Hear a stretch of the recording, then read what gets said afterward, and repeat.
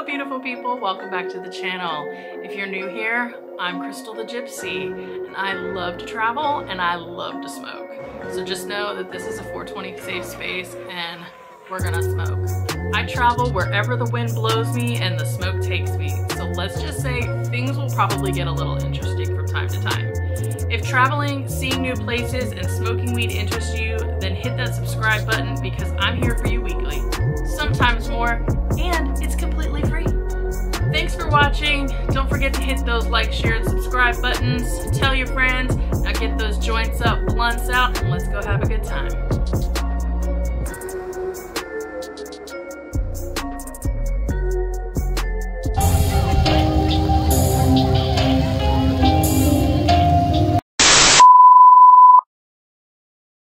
Guys, you're never gonna believe what I did. So, remember how in my last video about HHN where I told you that at one point I turned it on slow motion, which if you haven't seen my HHN video, I'm gonna link that down in the description. HHN was good, so I definitely recommend watching that. But guys, all my footage for Seaworld Howl-O-Scream. Yep, you guessed it. I know. I should have used my brain. But that was also in slow motion. So that prompted me, because I thought, oh, well, I'm pretty sure I turned it off for Seaworld because I was recording like everything. So Seaworld was all in slow motion. And then I was like, well, maybe I should check my Busch Gardens now because the end of Universal was in slow motion. Now Seaworld is in slow motion. God, please don't let Busch Gardens Howl-O-Scream be in slow motion. And I am sad to report it was. Yep. So the only footage that I have that's usable for Seaworld and Tampa Bay's Busch Gardens Howl-O-Scream is, luckily my cousin took videos inside the houses, because at Howl-O-Scream at Tampa, Seaworld, and Williamsburg, they let you film inside the houses no matter what day you're there. And so he luckily filmed inside the houses for me, because I was too. So I'm gonna try to, as I'm going through and editing these, you'll see the finished product here as, you know, we're going through it. So yeah, I hope you guys enjoy watching us go through Howl-O-Scream at Seaworld and Busch Gardens. I don't know if I'm gonna split the videos up yet, so I guess we'll find out when we get there. Don't forget to smash that subscribe button because I'm here for you weekly. And it's spooky season and subscribing is completely free. So I'm here for all your spooky content. It won't just be theme parks or like these haunted house events. There's actually a few things that I've done so far at the start of spooky season that I'll be sharing. Tell your friends, joints up, blunts out, whatever your mode of smoke is. Let's have a good time. When we got to Seaworld, they were like not letting people in and it was raining. So there was like a delay. The event was supposed to start at 7. Or no, I'm sorry. The event was supposed to start at 6 and they didn't start letting people in until close to 7:30. They did like an opening show. So that's another thing that I recommend doing, is getting there as soon as possible, because they had like a stage set up kind of where the scare actors were going to be, and they don't let you into Howl-O-Scream at the front of the park. It's actually all the way. So if you're looking at the entrance of Seaworld and you're going and you want to go in, that's actually not where you go in for the Howl-O-Scream event. The Howl-O-Scream entrance is all the way like to the right of the park. So you're kind of entering in where, what is that ride? Icebreaker and like the orca whale amphitheater is. I think that's what that is. So like I said, the entrance is all the way on the other side of the park. You enter in and they had everybody kind of waiting, and there was like a stage area, which at the time when everybody's just kind of chilling out waiting, you don't know that it's a stage. We thought we were in a line. No, it was just people just kind of, you know, in a conglomerate, just waiting for the park gates to open. So if you can get there early enough, try to get a good area because they had an opening ceremony and we were there opening night. Again, it was in slow motion though, so I'll try to put in some footage here so you can kind of see what I was talking about. The scare actors were all dressed wonderfully and they were all in character perfectly. Even like before they were letting them go on, they were just kind of staring at you and like standing there all creepily. So I definitely commend them for that. And then finally, after the stage performance and like the opening ceremony was over, they started letting people in, and just like last year, you went in through like this tiny little bridge, which I don't get this because you literally have this many people in this much of an area that you're now trying to get into this much of an area. And so it was very, very slow moving. So if you don't care about the opening ceremony, then I would suggest not hurrying to get there because that's exactly what you're doing. You're just slowly moving and inching through, and people are just, you're in a lot of people, and if you're anything like me, being that closed in with people, it's not a good feeling. I don't like it at all. So that was my one drawback. I probably would have enjoyed it more maybe had I maybe seen like the full effect instead of seeing the opening ceremony from where I did see it. But again, I didn't like being in the crush of people, but I couldn't just stand there and not move and make people go around me. That was just, so I just kind of kept going. Once you enter in and you finally get through this tiny, tiny little bridge, you have the choice to go left or right. And if you choose to go left, you're going to hit Carn-Evil, and then you'll start to hit some houses. Or you can go right, where you'll hit most of the houses, which, again, I truly think that we chose the best course of action, actually, because everybody went to the right, where most of the houses were. And by the time we got to them, there was like no wait. So, I mean, but if you have a quick queue, then you're okay. Which we did, and we still decided to go the way that we did. So we went to the left, and we did Carn-Evil first, which I thought was, I love, and it's going towards Pipeline, and I love that scare zone. I think it's so much, it was so much fun. There were a lot of really good scare actors in there, like really getting into character.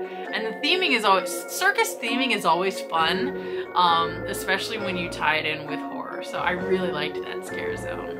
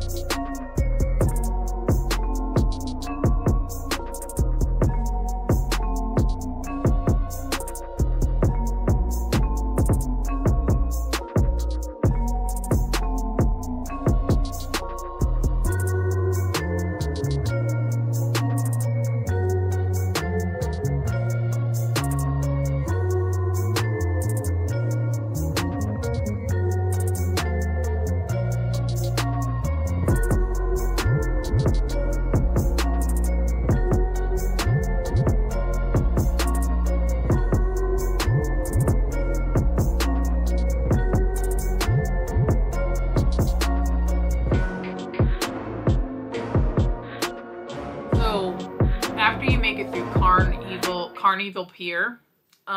You'll come to up around the harbor, or the little pond that they have there, and the next one that you're gonna come to is Cannibal Harbor, and this was a new one. However, when we got to it, the scare actors were like just now coming out.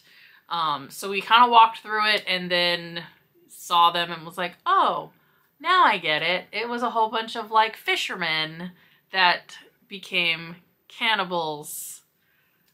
Awesome. So if you're into cannibals, you probably would have liked that house. Not really into cannibals. Not gonna lie, it's a little weird. Hey, but everybody's got their thing.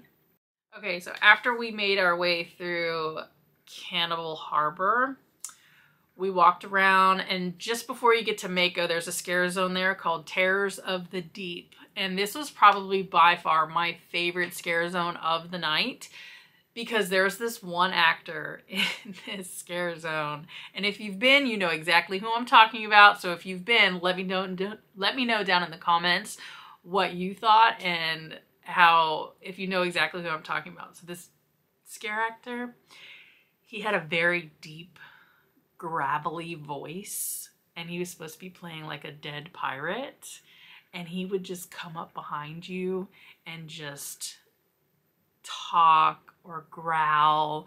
And he like came up behind me, and he didn't even say anything or do anything, but I knew he was there. Like, you could just feel him. He had a presence about him. And then he would like say his line, or he would just do that growl that they do in these like scare zones or these houses. And I was just like, oh my god, oh my god, you know. And he then did it to my my cousin, and I've got video of that, so you'll see who it is. And he like comes up behind her. That's in slow motion though, so it's kind of cool. But yeah, you'll see him like come up behind her, and he scares her so bad, because she's like talking, she's like doing something, because her and her son were gonna go ride a ride, because he didn't really want to do the haunted houses, which I get. And me, Ronnie, and my cousin were gonna go into the house that was right there. It was a new haunted house.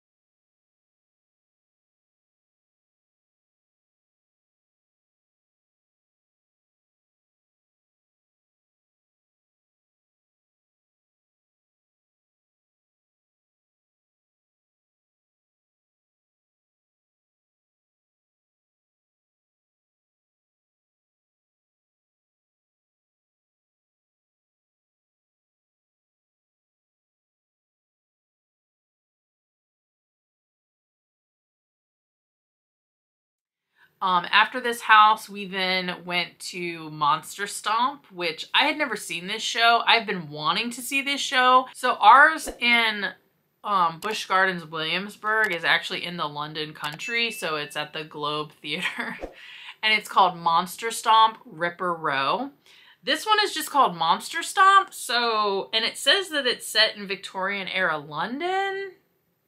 So I'm going to have to go see the one at Busch Gardens, Williamsburg, and let you know if they're the same. So keep a lookout for that video, because that will be coming soon. The Monster Stomp show in Seaworld, Orlando was really, really enjoyable. Like, there was this one part where like these 4 guys had their knives, and it was like listening to a drum line. And I love the drums, so the like listening to it and the melody of it and how just like melodic it was really, really like enjoyable.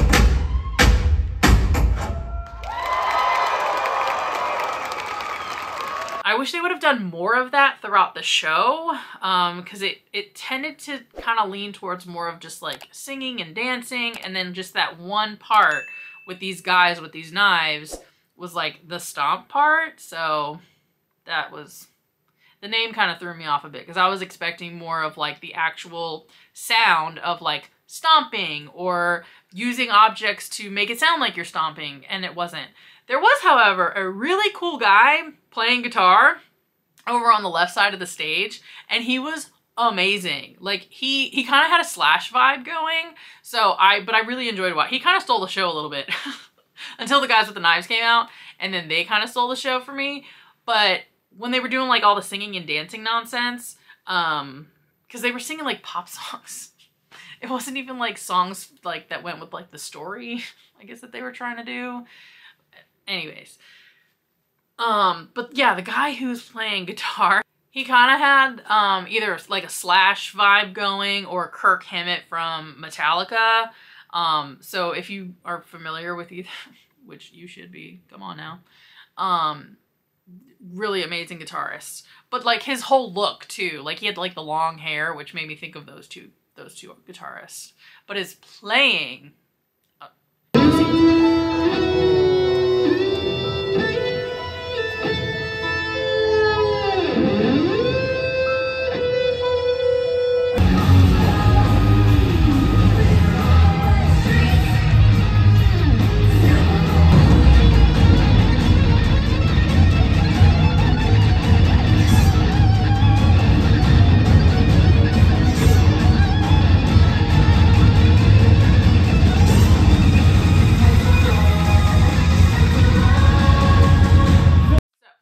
now we get to some houses. So Atlantis, good house. Then we got to Farm 51, which, I mean, the name, it obviously, you go into like a farm cornfield type situation. 51, area 51, so you can imagine. But it was actually a really good house. I got a few jump scares in there. That type of thing doesn't normally scare me, but yeah, it was a good house. I think like right off the bat, somebody had gotten me. And then just throughout the whole house, it just, same thing kept happening, which I love that. I love that people can like do that. I'm also pretty like, I'm also like a kind of a jumpy person as it is, so it doesn't take much. What you doing filming for, huh? Think it's funny, huh? They got a Lucha like you got my brother. Nobody did my brother last night.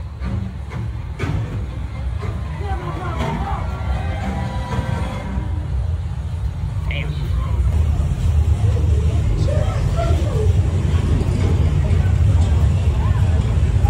The aliens are here. They're coming for us all. You gotta run. He looks very dead.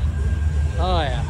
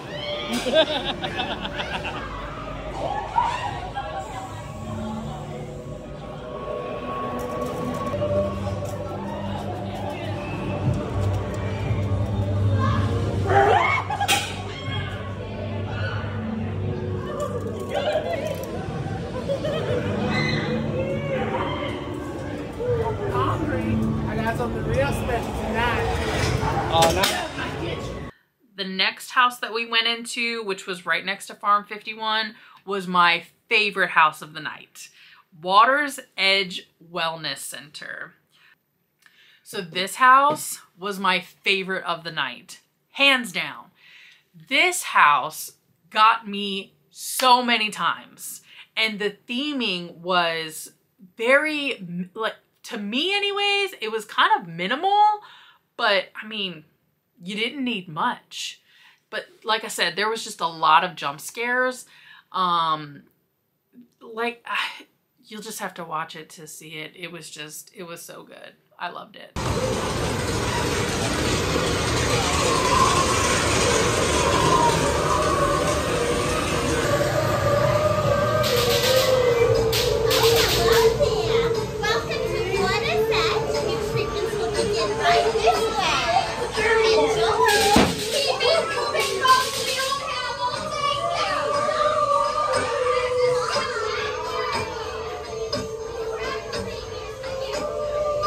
I got all done.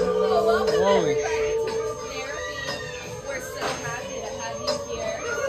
This is a safe space for everybody. This Get me out of here!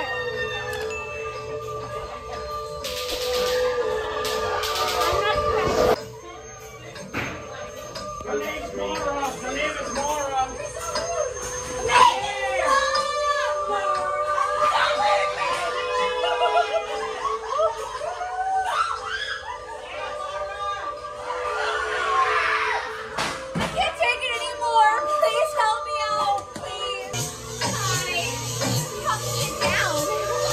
Where I fit?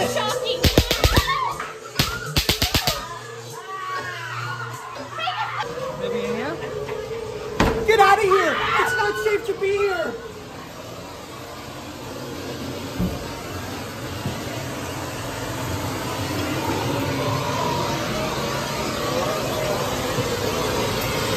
So now we have 2 houses left. We have the Ultimate Gamble, which I thought this was a really good house too. There were quite a bit of jump scares in here for me, and it was kind of like it was like a casino. And this was also a new house. So Howl-O-Scream and Busch Gardens, they brought it. Let me tell you what, especially Seaworld. Dun, dun, dun, dun,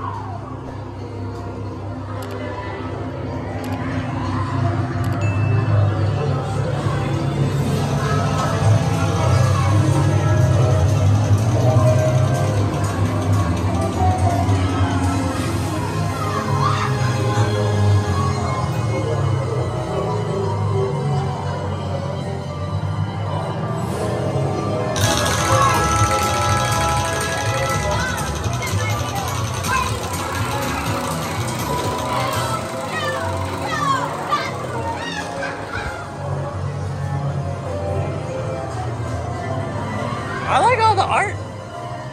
Hi, there's gonna be a head right there.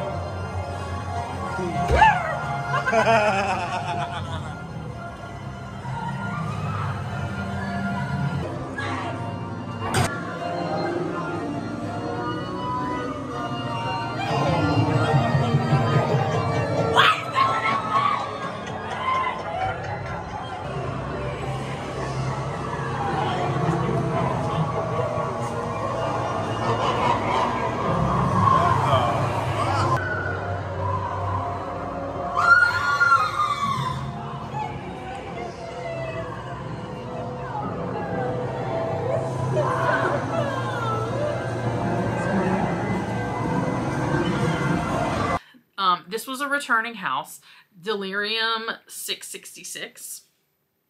And you start off by going into like what looks like a reception area, and then they bring you into an elevator, and then from there you can walk through this warehouse of, it's kind of like, it almost has like Resident Evil vibes, where you go into like what looks like a house, and then you go into an elevator, and then it takes you down, and then you enter in, and there's all kinds of like dead things and experimental things and all kinds of creatures. So that's what that one kind of reminded me of. And that one also has a lot of really good jump scares. However, like I said, it was the end of the night at this point, and it was the last house of the night. So there wasn't a whole lot of jump scares in this one, but this one still got me because there were some creepy elements. Oh, they're taking it first. Hold on up to your tail. What's your name? Sean. And before I can send you guys in, do you have the secret password? Snuffle. I don't know how to spell that, but I'll take my best chance. All right, it's cleared. You guys are gonna follow my friend into that elevator. For the next 16 days, you'll be taking a tour of our underwater facilities. It should be fine as long as you filled out the paperwork. Let's go. Let's the elevator have a seat. Don't worry about how close you are to each other.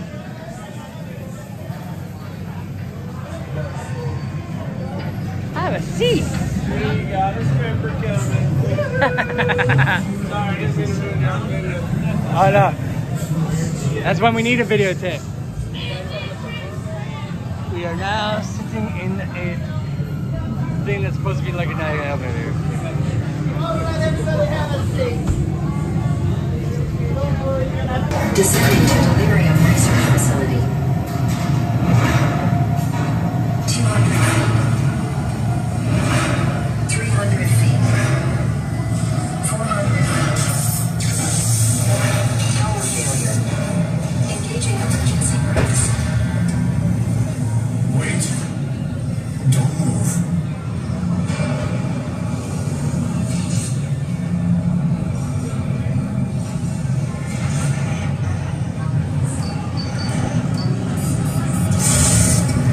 No, it's not working. We have to evacuate one by one. With caution, it's floor 666.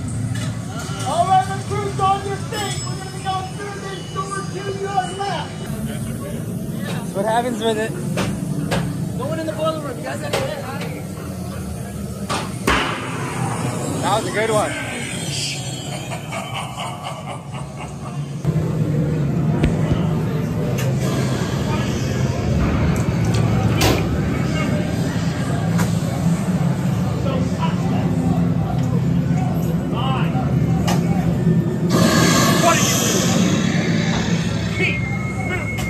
I'm documenting. Don't touch that! But I want it. They're mine!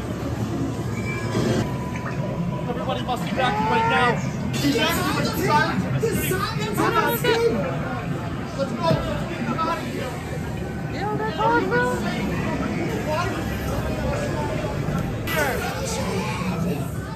Sorry about the listen, you didn't switch on light, but that's not how you're gonna end up. Oh. She's great.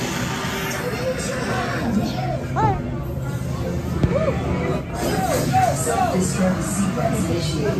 Commence countdown. 3, 2, 1. 7, 6, 6. Oh my God, you're empty field. Let's go, move it.